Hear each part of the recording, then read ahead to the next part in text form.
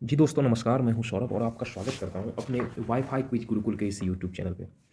जैसा कि अभी हाल फिलहाल में बी टेट के संबंध में जो नोटिफिकेशन जारी हो रहा है कि इसका जो एग्ज़ाम संभावित जो है वह जल्द ही हो सकता है कि फरवरी लास्ट तक एग्ज़ाम करा लिया जाए या मार्च तक तो निश्चित रूप से करा लिया जाएगा, फरवरी तक करा ही लिया जाएगा। तो इसीलिए इसमें जो बाल विकास और ईवीएस से संबंधित जितने सारे प्रश्न हैं, ये सारे प्रश्न जो है विभिन्न जितने भी टेट एग्जाम हुए उन टेट परीक्षाओं का संकलन है। इसे आप अगर कर लेते हैं तो निश्चित रूप से बाल विकास और ईवीएस सेक्शन में आपके एक भी प्रश्न नहीं छूटेंगे। हाँ, अगर आप चैनल पर पहली बार विजिट कर रहे हैं तो इससे पहले 6 टेस्ट जो है आपका इसी प्लेलिस्ट में उपलब्ध है। BSSTET करके 100+ सीरीज चल रहा है, उसी में सारे टेस्ट मिल जाएंगे, तो आप निश्चित रूप से उसे लगा लीजिए, आपके लिए वो काफ़ी हेल्पफुल रहेगा। हाँ, इसका पीडीएफ के लिए आप हमारे टेलीग्राम चैनल, जो कि चैनल के डिस्क्रिप्शन बॉक्स में इसका लिंक दिया हुआ, उससे आप जुड़ करके वहाँ से प्राप्त करते हैं। चलिए शुरू करते हैं। शिक्षा की प्रक्रिया के अंग हैं।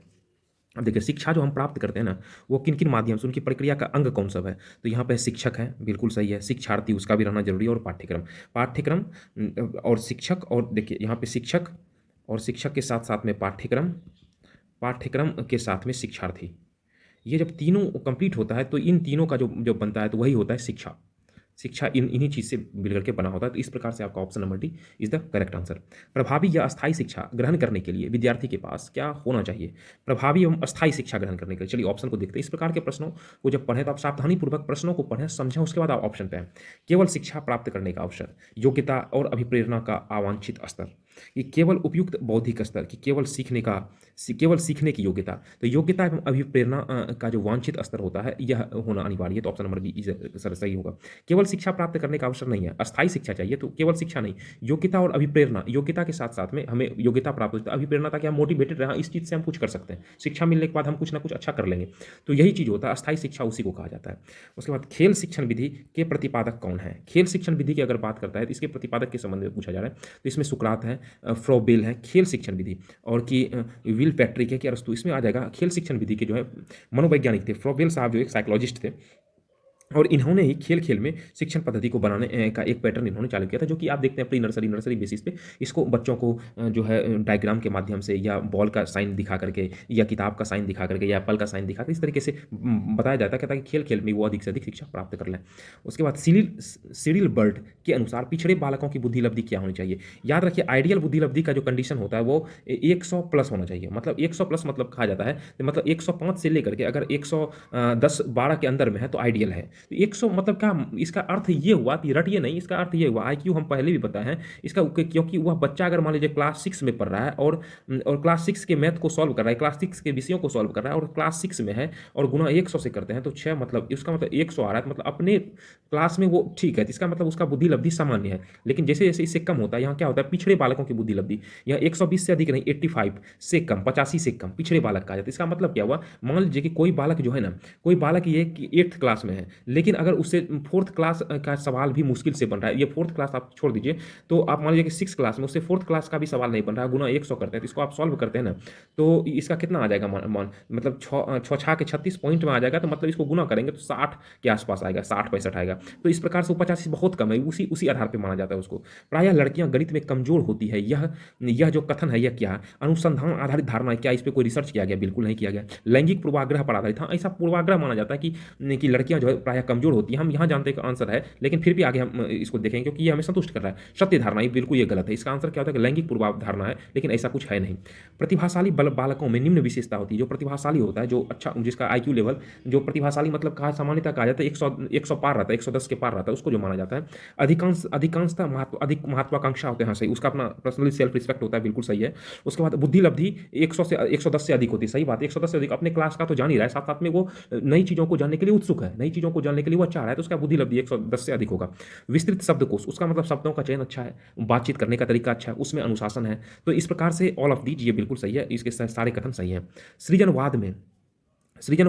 मतलब क्या होता है, कुछ नया चीज़ को सीखना। इसमें क्या होता है, बच्चे सीखने की प्रक्रिया में निष्क्रिय रूप से प्रतिभाग करते हैं। कि शिक्षा जो होती है वह शिक्षक केंद्रित होती है, कि बाल शिक्षा केंद्रित होती है, कि शिक्षा व्यवहारवादी होती है। इसमें मुख्य सृजनवाद है, मतलब नई चीज़ को सीखने से। शिक्षा जो होता है बाल केंद्रित होती है। इसमें क्या होती है, शिक्षा बच्चों पर केंद्रित करके इसको इसी उद्देश्य से बताया जाता है कि बालक का सभी क्षेत्र में विकास हो रहा है। मतलब बाल केंद्रित मतलब वो सभी क्षेत्र का उसका मल्टी डायमेंशनली विकास हो रहा है। इसी चीज़ को ध्यान में रख के उसको बताया जाता है। निम्नलिखित में से कौन सा ऐसी परिस्थिति में बच्चे का संवेगात्मक एवं सामाजिक विकास अच्छे से होगा। संवेगात्मक मतलब भावात्मक है। उसको अगर मान लीजिए कि किसी क्रोध आ रहा है या गुस्सा आ रहा है तो उसको किस तरीके से कंट्रोल किया जाए, समझ में नहीं आ रहा तो उस समय उसको कैसे सीखा जाए। संवेगात्मक वही होता है अंदर से। एवं सामाजिक विकास के कब अच्छा होगा, जब बच्चे को महत्वपूर्ण माना जाए और उसकी भावनाओं का सम्मान किया जाए। ये सटीक लग रहा है, लेकिन फिर भी आगे देखते हैं। बच्चे को अधिक से अधिक पढ़ने को कहा जाए, ऐसा कुछ नहीं है। बच्चे एक एक कक्षा में अच्छे अंक आए जब शिक्षक बच्चे को उनके बौद्धिक स्तर के अनुसार पढ़ाए। यह भी नहीं है, बौद्धिक स्तर नहीं है, जब बच्चे को महत्वपूर्ण, बच्चे को इंपॉर्टेंट, चाहे वो कैसा भी बच्चा उसको इंपॉर्टेंट माना जाए, उसे समझ आ रहा है, उसका आईक्यू लेवल कुछ है या नहीं, उसकी भावनाओं को सम्मान के उसको मोटिवेट किया जाए,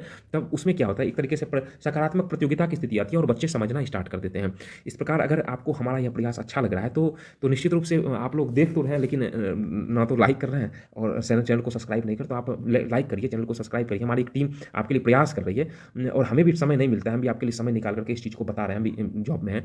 तो इसको आप अधिक से अधिक लोगों तक शेयर करिए, जो भी आपके फ्रेंड्स हैं, जहाँ भी आप जुड़े हुए हैं, जिस भी व्हाट्सएप ग्रुप में हो या जिस भी सोशल साइट से जुड़े हैं, ताकि हम भी आपके लिए अच्छे से अच्छा कंटेंट जैसा हो उपलब्ध कराते हैं। अच्छे से अच्छा कंटेंट उपलब्ध आप निश्चिंत रहिए। सीटेट एसटेट जो टेट का एग्जाम होता है उसमें सारे प्रश्न यहीं से देखने के लिए मिलेगा। आप किसी भी संस्थान का आप सेट प्रैक्टिस कर लीजिए, यहाँ के सेट होने के बाद आपको अपने उसमें आप अच्छा लिखना, आपका उसमें स्कोर होना स्टार्ट हो जाएगा। इसलिए चलिए आगे प्रश्न को देखते हैं। इसलिए आप लोग निश्चित रूप से इसको सब्सक्राइब करिए। तो बच्चे में अच्छे चरित्र के निर्माण के लिए क्या करना चाहिए। पाठ्य पुस्तकों में चरित्र निर्माण संबंधी पाठ होने चाहिए। चरित्र निर्माण के लिए व्याख्यान दिए चाहिए, व्याख्यान की कोई बात नहीं। कक्षा कक्ष गतिविधि इस प्रकार के हों कि बच्चे को चरित्र निर्माण में सहायता मिल सके। महापुरुषों की जीवनी को पढ़ाई जानी चाहिए। तो महापुरुष जीवनी से कोई इसका लेना देना नहीं है। मतलब यही मेन चीज़ यही है कि कक्षा कक्ष गतिविधि इस प्रकार हो कि बच्चों को चरित्र निर्माण में सहायता मिल सके। मतलब कक्षा में ही, जीवनी नहीं, कक्षा में ही मान लो महत्वपूर्ण महापुरुष जो हमारे हुए हैं उनके जीवनी के विषय में बता करके या चरित्र निर्माण के लिए कुछ ना कुछ अच्छा व्याख्यान इस प्रकार की गतिविधि को बनाया जाए ताकि उसमें सकारात्मक माहौल आए, वो अच्छा चीज़ को सीखे। तो इसलिए वहाँ पर मल्टी डायमेंशनली इस तरीके की व्यवस्था बनानी चाहिए। भारत के शैक्षणिक इतिहास में किसने प्राथमिक शिक्षा का मौलिक अधिकार संबंधी बिल, धारा या इंपीरियल काउंसिल में प्रस्तुत किया था। तो ये जो है ये इंपीरियल काउंसिल की बात कर रहा है। तो आज़ादी के समय के आसपास का ये बात हो रहा है। तो आप यहाँ पे मुख्य रूप से गोपाल कृष्ण गोखले थे, फैक्ट है, आप याद कर लीजिएगा, निश्चित रूप बहुत ही इंपॉर्टेंट है। इन्होंने जो है ना, गोपाल कृष्ण गोखले साहब ने ये मार्च 1910 में ही इन्होंने इसके लिए मौलिक अधिकार संबंधी बिल प्रस्तुत किया था, गोपाल कृष्ण गोखले साहब ने। मूल्यांकन से अभिप्राय है, मूल्यांकन से क्या अभिप्राय है। मूल्यांकन से मुख्य रूप से अभिप्राय है, ये प्रश्न जो आपसे पूछा जा रहा है कि छात्रों की आवश्यकता का पता लगाना, कि छात्रों की बुद्धि का पता लगाना, कि छात्रों के अधिगमन की सफलता व असफलता का अध्ययन करना, कि स्वास्थ्य परीक्षण करना। इसमें जो हो जाएगा छात्रों के अधिगमन की सफलता एवं असफलता का अध्ययन करना, इसी में उसमें मूल्यांकन किया जाता है। उसमें अगर उसकी सफलता है और असफलता है, सफल हुआ है तो भाई क्या पॉजिटिव एस्पेक्ट से आपस में ही छात्रों के साथ में बात, असफलता के कारण अगर उससे कम मार्क्स आ रहे हैं या किसी कारण से असफल हो रहा है तो उस पर अध्ययन करके, ताकि हमें एक नए तरीके से फ्रेमवर्क बना करके अगर हम काम करते हैं तो इसमें फिर कहीं ना कहीं हमारा उसमें सक्सेस होता है। इसलिए छात्रों के अधिगमन की सफलता और असफलता का अध्ययन काफ़ी आवश्यक है। बेसिक शिक्षा हेतु महात्मा गांधी ने किस पाठ्यक्रम पर बल दिया था। बेसिक शिक्षा हेतु नृत्य कला पर, हस्तकला पर, पुस्तकला पर, कि केंद्र संगीत कला पर। यहाँ पर आ जाएगा आपका हस्तकला केंद्रित होनी चाहिए। उन्होंने जो पाठ्यक्रम पर बल दिया था, उन्होंने कहा था कि हस्तकला पाठ्यक्रम कैसा होना चाहिए, हस्तकला केंद्रित होना चाहिए, उन्होंने ऐसा दिया था। उस समय इसकी अध्यक्षता जो वर्धा कमीशन में उन्होंने यह जो बोला था, वर्धा कमीशन में जो है ना, कमीशन में इस का जिक्र किया था। उस समय अध्यक्ष, वर्धा कमीशन के अध्यक्ष जो थे डॉक्टर जाकिर हुसैन साहब थे। डॉक्टर जाकिर हुसैन साहब वर्धा कमेटी के अध्यक्ष थे। उन्हीं के गांधी जी के कहने पर यह चीज़ वहाँ पे रखा गया था। उसके बाद छात्रों को ठीक, शाबाश, बहुत अच्छा कहना है। कब कहना है, यह क्या है, शाब्दिक पुनर्बलन देता है कि अशाब्दिक पुनर्बलन देता है, कि सकारात्मक शाब्दिक पुनर्बलन देता है, कि नकारात्मक शाब्दिक पुनः, यह सकारात्मक शाब्दिक पुनर्बलन। जब कोई अच्छा काम करता है तो उसको ठीक, शाबाश या बहुत अच्छा कह के जब प्रोत्साहित किया जाता है तो वो और अच्छा करने के लिए प्रेरित होता है। निम्न, इसलिए कोई भी अच्छा करे या कुछ अच्छा दिखे तो बच्चों को निश्चित रूप से इस प्रकार के शब्दों का इस्तेमाल करना चाहिए। वह उसमें जो है एक तरह से जोश को भर देता है। निम्न में से कौन श्रव्य दृश्य सामग्री का उद्देश्य। श्रव्य दृश्य सामग्री क्या होता है, श्रव्य मतलब सुनने वाली और दिखने वाली जो वस्तुएं होती है, उसका मतलब उद्देश्य क्या होता है, किस पर्पस के लिए होता है। शिक्षण को प्रभावी बनाना होता है, कि छात्रों में सृजनात्मकता उत्पन्न करना है, कि छात्रों को क्रियाशील बनाना है, कि विषय वस्तु में अरुचि उत्पन्न करना है। तो विषय अरुचि का तो मतलब ही नहीं है। तो ये चार जिसमें है सारा ऑप्शन कट जाएंगे। तो ऑप्शन नंबर छात्र, शिक्षण को प्रभावशाली बनाना है, ये छात्रों में सृजनात्मकता उत्पन्न करना है, छात्रों को क्रियाशील बनाना। ऑप्शन 1, 2, 3 दोनों हो जाएंगे। पहला नंबर ऑप्शन होगा। राष्ट्रीय कान्हा उद्यान कहाँ है, तो ये है मध्य प्रदेश में। अब यहाँ से जो है ना ये आपका ईवीएस सेक्शन स्टार्ट हो जाता है। तो इससे पहले जो टेस्ट हुए हैं वो सारे मॉक टेस्ट हमारे प्लेलिस्ट पे उपलब्ध हैं, तो आप उसका निश्चित रूप से अभ्यास कर लीजिए। हाँ, इससे पहले हम ये भी कहेंगे कि अब जो कंटिन्यू टेस्ट स्टार्ट हो रहा है तो ये तो चलते रहेगा, ईवीएस और साथ साथ में सीडीपी इसका अलग से चलते रहेगा, और वो उसमें कंबाइंड टेस्ट चलेगा। इसलिए हम आपको इसलिए बोल रहे हैं, अभी आप इस वीडियो जी के करके प्लेलिस्ट में उपलब्ध है, लगभग 6 घंटे का यह वीडियो है।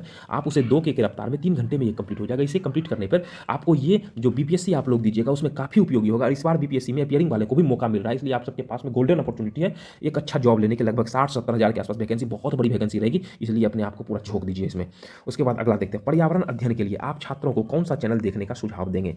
नेशनल ज्योग्राफी की, डिस्कवरी की, एनिमल प्लानेट की, ऑल ऑफ दीजिए। सारे इसमें जो ज्योग्राफी से संबंधित बातों को दिखाया जाता है, अध्ययन दिखाया जाता है विभिन्न क्षेत्रों में डिस्कवरी चैनल पर। निम्नलिखित में से सबसे उपयुक्त शिक्षण विधि कौन सा है?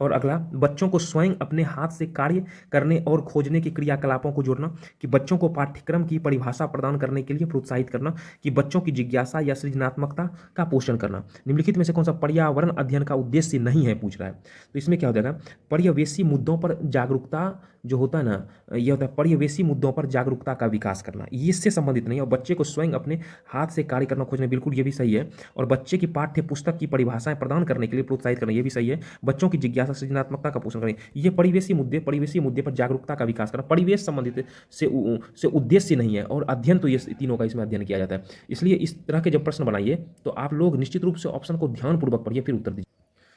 क्योंकि परिवेशीय साथ में देखिए, परिवेशीय मुद्दे पर जागरूकता का विकास है ना जी। तो परिवेशीय मुद्दे इस जो होता है ना, ये सभी चीज, तो ये पर्यावरण के संबंध में नहीं है। परिवेशीय अगर मुद्दा उद्दा बात है, वो सोशल, वो एक तरह से सामाजिक विज्ञान का यह पार्ट है, सामाजिक विज्ञान का पार्ट है, सामाजिक विज्ञान का पार्ट है, सोशल साइंस का यह पार्ट है। मुद्दे की बात है, ये सारी बात बच्चे स्टार्टिंग में सीखते हैं अगल बगल परिवेश के आधार पर। पर्यावरण अध्ययन पाठ्यक्रम बच्चों की समग्र शिक्षा का कारण बन सकता है यदि यह है एकीकृत है, कि समावेशी है, विषयगत है, ऑल ऑफ दीज उपरोक्त सभी है। तो इसमें मुख्य रूप से हो जाएगा, इसमें एकीकृत है, सही बात है, समावेशी सही बात है, सब विषयों का मिलाजुला रूप है, विषयगत है, विषयवार विभाजित है, तो ऑल ऑफ दीज ये हो जाएगा आपका, ऑल ऑफ दीज इसमें मुख्य रूप से आंसर हो जाएगा। यहाँ पे एकीकृत, समावेशी और विषयगत, इसमें होता है ना, छात्रों का जटिल पर्यावरणीय मुद्दे पर समझ विकसित इस प्रकार से हो जाती है। तो जब ये कंडीशन रहता है, जटिल पर्यावरण मुद्दे को वो समझने लगता है। जटिल पर्यावरण मुद्दे जैसे ग्लोबल वार्मिंग, पृथ्वी क्यों गर्म हो रही है, भूकंप क्यों इसे आ रहा है, ग्लेशियर क्यों पिघल रहे हैं, तो विभिन्न सारे मुद्दों पर उनकी समझ अपने आप में विकसित होने लगती है। पर्यावरण अध्ययन के शिक्षण हेतु निम्न में से कौन सा उद्देश्य आवश्यक नहीं है? जो पर्यावरण अध्ययन के शिक्षण हेतु कौन सा उद्देश्य जो है ना, यह आवश्यक नहीं है। तो इसमें कौन सा उद्देश्य नहीं है? देखिए ऑप्शन देखिए, भौतिक एवं सामाजिक पर्यावरण के प्रति संवेदनशीलता विकसित करना, ये तो है। विज्ञान एवं के आधारभूत प्रत्ययों और सिद्धांतों को रटकर याद करने का तो कोई कंडीशन नहीं है इसमें। आगे भी देखते हैं, पर्यावरण को खोजने के अवसर प्रदान करना, सही है। उसके बाद अवलोकन, मापन, भविष्य कथन, वर्गीकरण जैसे कौशलों का, ये भी सही है। तो रटकर से संबंधित कुछ नहीं है, तो नहीं है, पूछ रहा है। तो विज्ञान के आधारभूत प्रत्ययों या सिद्धांतों को रटकर याद करना, ये बिल्कुल ये संतुष्ट नहीं कर रहा है। पर्यावरण अध्ययन में बच्चों को पाठ्य पुस्तकों और शिक्षकों के अलावा अन्य स्रोतों की मदद लेने के लिए प्रोत्साहित करना चाहिए। क्यों प्रोत्साहित करना चाहिए? तो क्योंकि यह पर्यावरण अध्ययन सीखने के लिए पाठ्य पुस्तक एवं शिक्षक की स्रोत नहीं है, प्रोत्साहित करनी चाहिए। यह पर्यावरण अध्ययन सीखने के लिए समुदायों और माता पिता की उपस्थिति का विकास करेगा।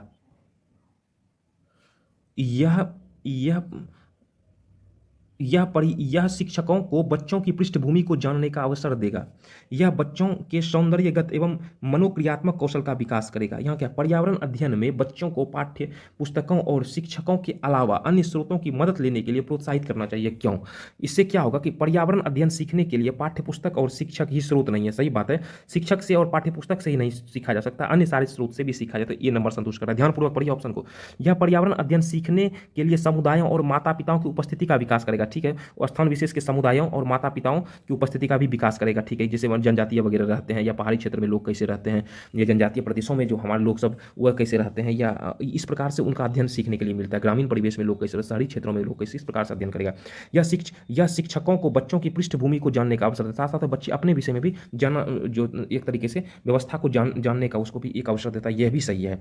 या बच्चों के सौंदर्यगत और मनोक्रियात्मक कौशल का, सौंदर्यगत और मनोक्रियात्मक तो संबंधित है, साइकोलॉजी संबंधित है, इससे तो कोई मतलब नहीं है। तो ये हो जाएगा ऑप्शन ए, बी और सी, ऑप्शन नंबर ए। इस प्रकार से यह जो है यह अंक भी ये समाप्त होता है। तो आप लोग लगातार मेहनत करते रहिए, और जैसे कि एग्जाम का संभावित डेट है, तो आप लोग इसके लिए पूरा अपना जोर लगा दीजिए, पूरा जितना है बेस्ट एफर्ट लगा दीजिए। और इसका वीडियो देखने के बाद आप पीडीएफ जो है टेलीग्राम चैनल पर उपलब्ध है, वहाँ से जाकर के आप इसका पीडीएफ डाउनलोड कर लीजिए, और पीडीएफ से अपने से आप प्रैक्टिस कर लीजिए। साथ साथ में बीपीएससी टीआरई 3 के लिए 100+ टेस्ट सीरीज वो भी अभियान चल रही है, जिसमें previous year paper, NCERT, ST, SCERT और जितने सारे एग्जाम हुए हैं सबका संकलन दिया गया। आप निश्चित रूप से बनाइए, काफ़ी ज़्यादा बेनिफिट होगा। खास करके मैथ, रीजनिंग और जीएस सेक्शन बहुत ज़्यादा मदद मिलेगा। आप चैनल को अपने दोस्तों के साथ में, या आपके घर में, या भाई बहन जो भी तैयारी कर रहे हैं वो सबके साथ आप शेयर करिए, और कहीं इधर उधर भटकने की जरूरत नहीं है। आप एक प्लेटफॉर्म के साथ जुड़े रहिए, हम विश्वास दिलाते हैं कि रिजल्ट आपका कन्फर्म, निश्चित रूप से रिजल्ट आपका होगा। काफ़ी क्वालिटी कंटेंट के साथ हम अभी आपके समक्ष अभी उपस्थित हैं। चैनल छोटा है, आप लोग के सहयोग की जरूरत है, इसलिए आप लोग सपोर्ट करिए ताकि हमें प्रोत्साहन मिले। मिलते हैं अगले अंक में, धन्यवाद।